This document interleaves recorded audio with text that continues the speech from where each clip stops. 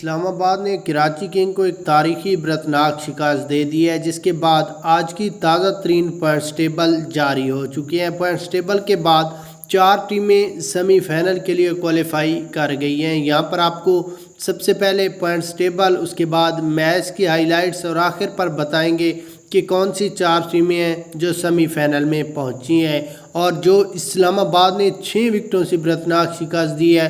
مکمل high lights اس سے پہلے اگر یہاں پر ہم سب سے پہلے بات کر لیں اسلام آباد یونائٹڈ کی، تو اس وقت وہ 3 میچوں میں 3 میچ ہی جیت کر ان کے 6 پوائنٹس ہے اور ان کی رن ریٹ پلس 2.987 ہے۔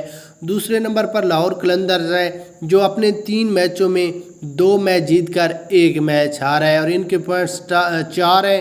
رن ریٹ کی بات کریں تو پلس 2.051 ہے۔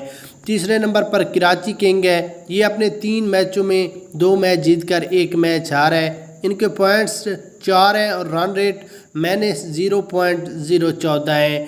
چوتھے نمبر پر کوئٹہ گلیڈیٹر ہے، یہ اپنے 3 میچوں میں 1 میچ جیتا ہے، 2 میچ ہارا ہے، ان کے 2 پوائنٹس ہیں۔ پشاور زلمی اپنے 3 میچوں میں 1 میچ جیتا ہے، 2 میچ ہارے، ان کے بھی پوائنٹس 2 ہیں۔ ملتان سلطان اپنے 3 میچ ہار گیا اور ان کے پوائنٹس 0 ہیں۔